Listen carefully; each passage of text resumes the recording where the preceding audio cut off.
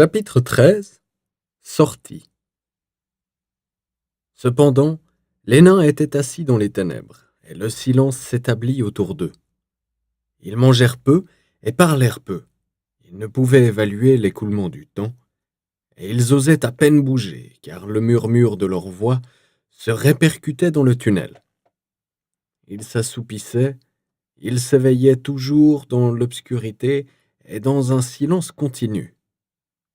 Enfin, après des jours et des jours d'attente à ce qu'il leur semblait, commençant à étouffer et à être étourdis par le manque d'air, ils ne purent plus supporter leur situation. Ils auraient presque accueilli avec joie le bruit du retour du dragon en bas. Dans le silence, ils redoutaient quelques ruses diaboliques de sa part, mais ils ne pouvaient rester là éternellement. Taurine parla. « Essayons la porte, dit-il. Il faut que je sente bientôt le vent sur ma figure, sans quoi je vais mourir. Je crois que j'aimerais encore mieux être réduit en miettes par Smaug en plein air que de continuer à suffoquer ici. » Quelques-uns des nains se levèrent donc et se dirigèrent à tâtons vers la porte. Mais ils s'aperçurent que l'extrémité supérieure du tunnel avait été ébranlée et obstruée par des rochers brisés. Nulle clé ni la magie à laquelle elle obéissait autrefois ne rouvriraient plus cette porte. « Nous sommes pris au piège, » gémirent-ils. « C'est la fin. Nous allons mourir ici. » Mais curieusement, au moment même où les nains désespéraient le plus, Bilbo sentit son cœur s'alléger, comme si un poids pesant avait disparu de sous son gilet. « Allons, allons, dit-il. Tant qu'il y a de la vie, il y a de l'espoir, comme disait mon père. Et la troisième fois rapporte pour toutes. Je vais descendre encore dans le tunnel. J'ai été à 2 reprises par là, sachant qu'il y avait un dragon à l'autre bout. Je vais donc risquer une troisième visite, alors que je n'en suis plus sûr. De toute façon, la seule issue est par en bas. Et je crois que cette fois-ci, vous feriez mieux de venir tous avec moi. » En désespoir de cause, ils acquiescèrent, et Thorin fut le premier à aller de l'avant aux côtés de Bilbo. « Maintenant, faites bien attention, » murmura le hobbit, « et soyez aussi silencieux que vous le pouvez. Il se peut qu'il n'y ait pas de Smaug au fond, mais il se peut aussi qu'il y soit. Ne prenons pas de risques inutiles. » Ils descendirent. Les nains ne pouvaient rivaliser avec le hobbit pour ce qui était de la marche silencieuse, bien sûr. Ils haletaient et traînaient passablement les pieds, et l'écho amplifiait dangereusement ces bruits. Mais bien que, dans sa crainte, Bilbo s'arrêta de temps à autre pour prêter l'oreille, pas un mouvement ne se faisait entendre en bas. Près de l'extrémité du tunnel, pour autant qu'il pouvait en juger, Bilbo enfila son anneau et partit en avant. Mais cette précaution n'était pas nécessaire. Les ténèbres étaient complètes et ils étaient tous invisibles avec ou sans anneau. En fait, il faisait si noir que le hobbit arriva à l'ouverture à l'improviste, posa la main dans le vide, trébucha en avant et roula tête première dans la salle. Il resta là, étendu le visage contre terre, n'osant se relever, ni même presque respirer. Mais rien ne bougea. Il n'y eut pas un rayon de lumière, si ce n'est, lui sembla-t-il, quand enfin il leva lentement la tête, une pâle lueur blanche au-dessus de lui et très loin dans l'obscurité. Mais ce n'était certainement pas une étincelle de feu de dragon, encore que l'odeur de verre fût lourde en cet endroit, et qu'il eût sur la langue le goût de la vapeur. Finalement, M. Saquet ne put le supporter plus longtemps. « Que le diable t'emporte, Smaug, espèce de ver !» rugit-il tout haut. « Cesse de jouer à cache-cache. Donne-moi de la lumière, et puis mange-moi si tu peux m'attraper. » De faibles échos coururent autour de la salle invisible, mais il n'y eut pas de réponse. Bilbo se releva et s'aperçut qu'il ne savait pas dans quelle direction se tourner. « Je me demande quel diable de jeu joue Smaug, » se dit-il. « Il n'est pas chez lui aujourd'hui, ou ce soir, pour ce que j'en sais. je le crois. Si Oin et Gloin n'ont pas perdu leur briquet, peut-être pourrons-nous avoir un peu de lumière et examiner les lieux avant que la chance ne tourne. De la lumière cria-t-il. Quelqu'un ne peut-il faire de la lumière? Les nains avaient été naturellement très effrayés quand Bilbo avait trébuché sur la marche et était tombé avec un coup sourd dans la salle. Et ils étaient restés serrés, les uns contre les autres, là même où ils les avaient laissés, au bout du tunnel. Sifflèrent-ils en entendant sa voix. Et bien que cela aidât le hobbit à découvrir où ils étaient, il resta un moment sans obtenir d'autres secours. Mais enfin, quand Bilbo se mit à trépigner en criant « De la lumière !» de sa voix la plus aiguë, Thorin céda et renvoya Oin et Gloin chercher leur briquet en haut du tunnel. Après quelque temps, une lueur clignotante annonça leur retour. Oin tendait une petite torche de pain et Gloin portait sous le bras un briquet de réserve. Bilbo trotta vivement jusqu'à la porte et prit la torche. Mais il ne put persuader les nains d'allumer les autres, non plus que de venir encore le rejoindre. Comme Thorin l'expliqua soigneusement, M. Saquet était toujours officiellement leur cambrioleur et investigateur expert. S'il lui plaisait de risquer une lumière, c'était son affaire. Ils attendraient son rapport dans le tunnel. Ils s'assirent donc près de la porte et observèrent.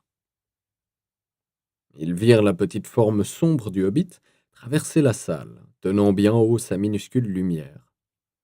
De temps à autre, tant qu'il fut encore assez près, il percevait un reflet et un tintement comme s'il trébuchait sur quelque objet d'or. La lumière diminua comme il s'éloignait dans la vaste salle, puis elle commença de s'élever en dansant dans l'air. Bilbo escaladait le grand monceau du trésor. Il fut bientôt debout sur le sommet, et il poursuivit son chemin. Ils le virent alors s'arrêter et se baisser un moment, mais ils en ignoraient la raison. C'était l'Arkenstone, le cœur de la montagne. Bilbo le devina d'après la description de Thorin. Mais en vérité, il ne pouvait exister deux joyaux pareils, même dans un entassement aussi prodigieux, même dans le monde entier. Tout le temps qu'il grimpait, la même lueur blanche avait brillé devant lui, guidant ses pas. Lentement, elle se mua en un petit globe de lumière blafarde.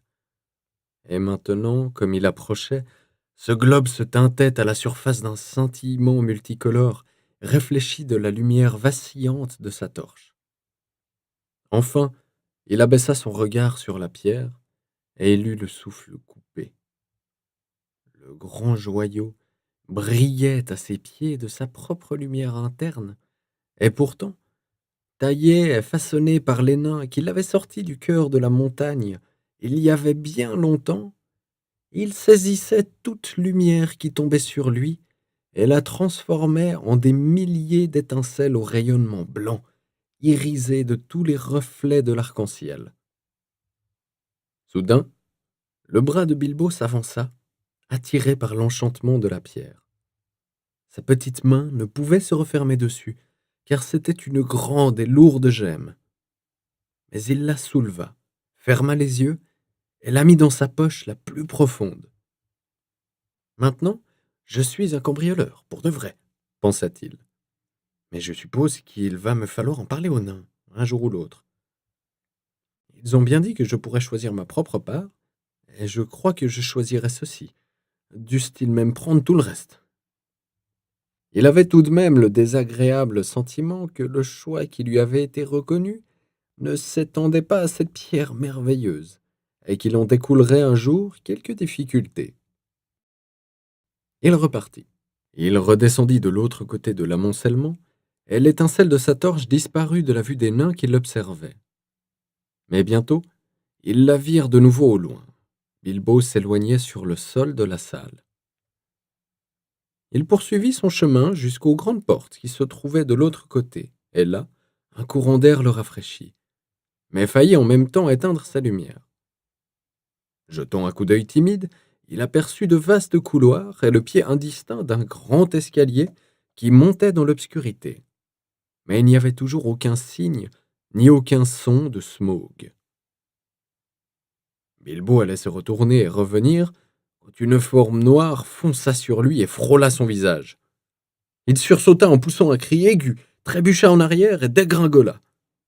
Sa torche tomba, la tête en bas, et s'éteignit. Ce n'est qu'une chauve-souris, je suppose et j'espère, dit-il d'un ton lamentable. Mais que vais-je faire à présent? Où sont l'Est, le Sud, le Nord et l'Ouest? Taurine! Baline! Oin, Gloin, Fili, Kili! Cria-t-il de toute la force de ses poumons, mais cela ne fit l'effet que d'un tout petit son dans les vastes ténèbres. La lumière s'est éteinte! Que quelqu'un vienne m'aider! Pour l'instant, son courage s'était totalement évanoui. Les nains perçurent faiblement ses petits cris, mais tout ce qu'ils purent en discerner fut aider. Que diable a-t-il pu arriver? Dit Taurine. Ce n'est certainement pas le dragon, sans quoi il ne continuerait pas à crier. Ils attendirent une minute ou deux, mais il n'y eut toujours pas de bruit de dragon. On n'entendait rien, en fait, que la voix lointaine de Bilbo. Allons, que l'un de vous prenne une autre lumière, ou plutôt deux, ordonna Taurine. Il semble qu'il nous faille aller à l'aide de notre cambrioleur. C'est bien à notre tour de l'aider, dit Balin, et je suis tout à fait disposé à y aller. Je pense d'ailleurs qu'il n'y a pas de danger pour l'instant. Glóin alluma plusieurs autres torches. Ils sortirent ensuite tous, un à un, et longèrent la paroi avec toute la hâte qu'ils pouvaient y mettre. Bientôt ils rencontrèrent Bilbo, qui revenait lui-même vers eux. Il avait rapidement repris ses esprits dès qu'il avait vu le scintillement de leurs torches. Ce n'était qu'une chauve-souris et une torche lâchée, rien de plus, dit-il en réponse à leurs questions. Malgré leur grand soulagement, ils eurent tendance à bougonner pour leur peur inutile. Mais je me demande ce qu'ils auraient dit s'ils leur avaient parlé à ce moment-là de l'Arkenstone. Les simples aperçus fugitifs qu'ils avaient eus au passage du trésor avaient ranimé la flamme de leur cœur de nain. Et quand le cœur d'un nain, fût-il le plus respectable, est éveillé par l'or et les bijoux, ce nain-là devient soudain hardi, sinon même féroce. En fait, les nains n'avaient plus aucun besoin d'être poussés. Tous étaient maintenant avides d'explorer la salle pendant qu'ils en avaient la chance, et tout disposés à croire que pour le moment, Smaug était absent de chez lui. Chacun saisit alors une torche allumée, et tandis qu'ils regardaient de tous leurs yeux d'abord d'un côté puis de l'autre, ils oublièrent toute crainte et même toute prudence. Ils parlaient à voix haute et s'interpellaient bruyamment en prenant les vieux trésors amoncelés ou pendus au mur pour les tenir à la lumière, les caresser et les palper. Fili et Kili étaient d'humeur presque joyeuse, et trouvant pendus là de nombreuses harpes d'oreilles, ils les saisirent et pincèrent les cordes d'argent. Comme elles étaient magiques, et aussi que le dragon, s'intéressant peu à la musique, n'y avait pas touché, elles étaient toujours accordées. La sombre salle, restée si longtemps silencieuse, s'emplit de musique. Mais la plupart des nains furent plus positifs. Ils rassemblèrent des joyaux et embourrèrent leurs poches, ne laissant retomber entre leurs doigts avec un soupir que ce qu'ils ne pouvaient emporter. Thorin ne fut pas le dernier, mais il ne cessa de chercher de tous côtés quelque chose qu'il ne pouvait trouver. C'était l'Arkenstone, mais il n'en parlait à personne. Les nains décrochèrent ensuite des murs les cottes de mailles et les armes, et ils s'armèrent. Thorin avait un aspect vraiment royal, revêtu d'une cotte de mailles dorées et portant, glissée dans une ceinture incrustée de pierres écarlates, une hache aux manches d'argent. « Monsieur Saquet !» cria-t-il. « Voici le premier acompte sur votre récompense. Débarrassez-vous de votre vieil habit et enfilez ceci. » Sur ces mots, il mit sur Bilbo une petite cotte de mailles, fabriquée il y avait bien longtemps pour quelques jeunes princes elfes. Elle était faite d'acier d'argent que les elfes appellent mithril. Elle s'accompagnait d'une ceinture de perles et de cristaux. Un aume de cuir ouvragé, renforcé par en dessous d'une armature d'acier et garni au bord de gemmes blanches, fut posé sur la tête du hobbit. « Je me sens magnifique, se dit-il, mais je dois aussi avoir un air assez absurde. Comme il rirait de moi là-bas sur la colline. Tout de même, j'aimerais bien avoir un miroir sous la main. » Monsieur Saquet gardait toutefois la tête plus libre que les nains de l'ensorcellement du trésor. Bien avant que ceux-ci ne se lassent d'examiner les trésors, lui en eut assez. Il s'assit par terre et commença de se demander avec quelque nervosité comment tout cela allait se terminer. Je donnerais bon nombre de ces précieuses coupes, pensa-t-il, pour boire simplement quelque chose de réconfortant dans un des bols en bois de Béorn. Taurine, appela-t-il à haute voix. Et maintenant? Nous sommes armés, mais à quoi a jamais servi une armure contre Smaug le terrible? Nous n'avons pas encore regagné ce trésor. Nous n'en sommes pas encore à chercher de l'or, mais un moyen de nous échapper. Et nous avons déjà trop longtemps tenté la chance. Vous dites vrai, répondit Taurine, reprenant ses esprits. Partons, je vais vous guider. De 1000 ans, je ne saurais oublier les chemins de ce palais. Il appela alors les autres, et ils se rassemblèrent. Puis, élevant leurs torches au-dessus de leur tête, ils franchirent les portes béantes, non sans jeter en arrière plus d'un regard de regret. Ils avaient recouvert leurs étincelantes cottes de mailles de leurs vieilles capes, et leurs aumes brillants de leurs capuchons dépenaillaient. Ils marchaient ainsi à la queue leu-leu derrière Taurine, et formaient dans l'obscurité une file de petites lumières, guettant de nouveau dans la crainte toute rumeur annonciatrice de la venue du dragon. Bien que toutes les anciennes décorations fussent depuis longtemps tombées en poussière ou détruites, et que tout eût été souillé et brisé par les allées et venues du monstre, Taurine reconnaissait chaque couloir, chaque tournant. Ils montèrent un long escalier, tournèrent, suivirent de larges chemins retentissant d'échos, tournèrent de nouveau, montèrent un autre escalier, et un autre encore. Ce dernier était uni, taillé large et beau dans le roc vif, et les nains de montaient toujours, sans rencontrer signe du moindre être vivant, hormis des ombres furtives qui s'enfuyaient à l'approche de leurs torches, vacillant dans les courants d'air. Les marches n'étaient pas faites pour des jambes de hobbit, toutefois, et Bilbo commençait à sentir qu'il ne pouvait aller plus loin quand soudain la voûte s'éleva haut, bien au-delà de l'atteinte de leur lumière. On pouvait voir une lueur blanche descendant de quelque ouverture très loin au-dessus, et l'atmosphère avait une odeur plus douce. Devant eux, une lumière venait faiblement par de grandes portes, tordues sur leurs gonds et à demi brûlées. C'est ici la grande salle de Tror, dit Taurine, la salle de banquet et du conseil. La grande porte n'est plus bien loin. Ils traversèrent la salle en ruine. Des tables y pourrissaient, des chaises et des bancs gisaient sans dessus-dessous, carbonisés et délabrés.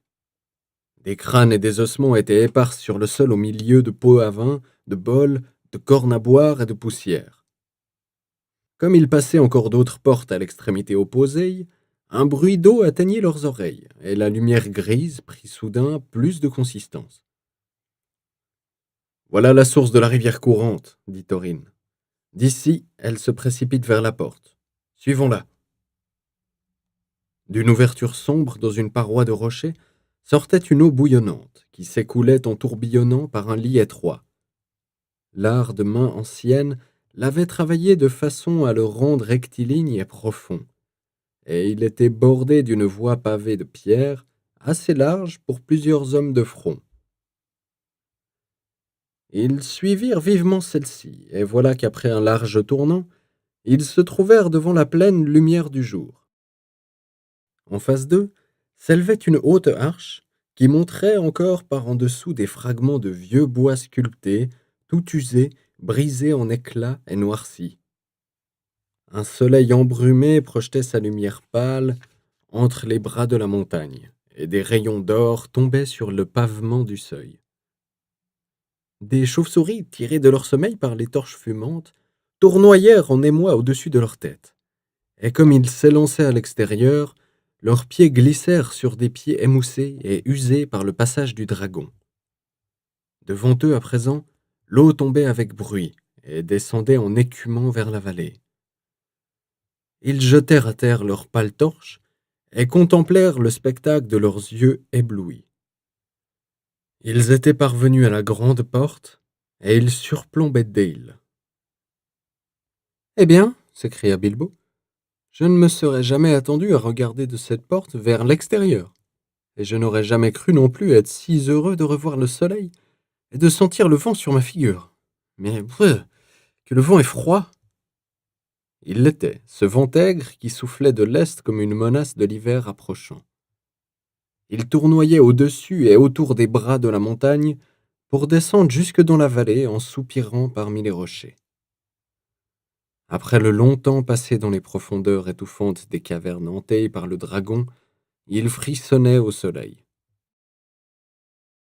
Bilbo s'aperçut tout à coup qu'il n'était pas seulement fatigué, mais qu'il avait aussi très, très faim. Il semble que la matinée soit très avancée, dit-il. Il doit donc être plus ou moins l'heure du petit déjeuner, s'il y a une possibilité de petit déjeuner. Mais je ne pense pas que le seuil de la grande porte de Smaug soit l'endroit le plus sûr pour un repas. Allons donc quelque part où nous pourrons nous installer tranquillement pour un moment. Vous avez tout à fait raison, dit Balin, et je crois savoir de quel côté aller. Nous devrions nous diriger vers le vieux poste de guet à la corne sud-ouest de la montagne. À quelle distance est-ce demanda le hobbit. À 5 heures de marche, je pense. Le trajet sera rude. La route, qui part de la longue porte le long de la rive gauche de la rivière, paraît toute démolie. Mais regardez là en bas. La rivière décrit tout d'un coup une courbe vers l'est à travers d'elle, en face des ruines de la ville. Il y avait autrefois à cet endroit un pont menant à un escalier, lequel gravissait de façon abrupte la rive droite pour mener une route qui allait vers Ravenhill. Un sentier part, ou en tout cas partait, de la route et grimpe jusqu'au poste. C'est une dure escalade, même si le vieil escalier est encore là. Seigneur, grogna le hobbit, encore de la marche et encore des escalades sans rien dans le ventre. Je me demande combien de petits déjeuners et d'autres repas nous avons sautés dans ce sale trou, sans pendule, sans heure. En fait, 2 nuits et le jour intermédiaire s'étaient écoulés, et pas tout à fait sans nourriture, depuis que le dragon avait écrasé la porte magique. Mais Bilbo avait perdu toute notion du temps, et c'eût aussi bien pu être une nuit qu'une semaine de nuit, pour autant qu'il en pût juger. Allons, allons, dit Thorin, riant. Il commençait à retrouver son entrain et agitait les pierres précieuses dans sa poche. Ne qualifiez pas mon palais de sale trou. Attendez de le voir nettoyé et redécoré. Ce ne sera pas avant que Smaug ne soit mort, répliqua Bilbo d'un ton maussade. Où est-il en attendant? Je donnerais bien un bon petit déjeuner pour le savoir. J'espère qu'il ne se trouve pas là-haut sur la montagne à nous regarder. Cette idée troubla fortement les nains, et ils décidèrent en toute hâte que Bilbo et Balin avaient raison. Il faut partir d'ici, dit Dorin. J'ai l'impression que ses yeux sont fixés sur mon dos. C'est un lieu froid et solitaire, dit Bombur. Il y a peut-être à boire, mais je ne vois pas trace de nourriture. Un dragon doit toujours avoir faim dans des régions pareilles. Venez, venez, crièrent les autres. Suivons le sentier de Balin. Sous la paroi rocheuse, vers la droite, il n'y avait aucun sentier. Ils partirent donc péniblement à travers les pierrailles sur la rive gauche de la rivière, et le vide et la désolation ne tardèrent pas à dégriser même Thorin. Le pont dont avait parlé Balin était depuis longtemps écroulé, et la plupart des pierres n'étaient plus que de gros galets dans le cours tumultueux et peu profond de la rivière. Ils passèrent toutefois à gué, sans trop de difficulté, trouvèrent l'ancien escalier et gravirent la rive escarpée. À une petite distance, ils tombèrent sur l'ancienne route, et bientôt, ils arrivèrent à un profond vallon niché dans les rochers. Ils se reposèrent là un moment et mangèrent ce qu'ils purent comme petit déjeuner, c'est-à-dire principalement du crâme et de l'eau. Si vous voulez savoir ce qu'est le crâme, je puis seulement vous dire que je n'en connais pas la recette, mais il s'agit d'un genre de biscuit qui se conserve indéfiniment, qui est censé bien soutenir, mais qui n'est pas agréable, ne présentant d'intérêt que comme exercice de mastication. Les hommes du lac le confectionnaient pour les longs voyages. Après cela, ils repartirent. La route, quittant le bord de la rivière, se dirigea alors vers l'ouest, et le grand épaulement de l'éperon sud de la montagne se rapprocha de plus en plus.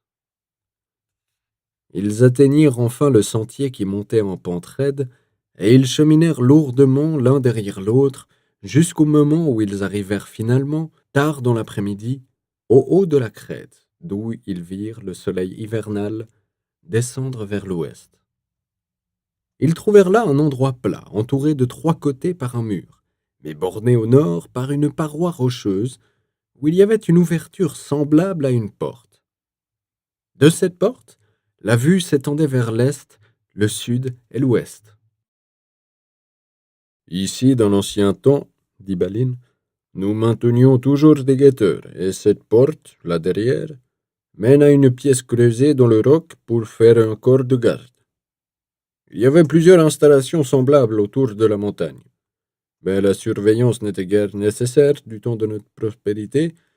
Peut-être donna-t-on un peu trop de confort à nos gardes, sans quoi nous aurions été avertis plus tôt de la venue du dragon, et les choses auraient pu tourner différemment. Quoi qu'il en soit, nous pouvons maintenant rester cachés et à l'abri pour quelque temps ici, d'où l'on voit beaucoup sans être vus. C'est assez inutile si on nous a vus monter, dit Dory, qui levait toujours les yeux vers le sommet de la montagne, comme s'il s'attendait à y voir Smaug, perché tel un oiseau sur la flèche d'un clocher. Il nous faut bien en courir la chance, dit Thorin. Nous ne pouvons aller plus loin aujourd'hui. Bravo, bravo, s'écria Bilbo, qui se laissa tomber sur le sol. Dans la salle du rocher, il y aurait eu place pour 100 nains. Il se trouvait encore au-delà une petite pièce, plus à l'abri du froid extérieur. Elle était parfaitement déserte. Il semblait même qu'aucun animal sauvage n'en eût usé de tout le temps de la domination de Smaug. Ils déposèrent là leur fardeau, et quelques-uns se jetèrent aussitôt à terre pour dormir. Mais les autres s'assirent près de la porte extérieure et discutèrent de leurs plans. Dans tous leurs propos, ils revenaient perpétuellement à une question. Où était Smaug? Ils regardèrent à l'ouest, et il n'y avait rien. À l'est, il n'y avait rien. Et au sud, pas la moindre trace du dragon, mais un nombreux rassemblement d'oiseaux. Ils contemplèrent ce spectacle en s'interrogeant. Mais ils n'étaient pas plus près d'avoir trouvé une explication quand les premières étoiles froides parurent.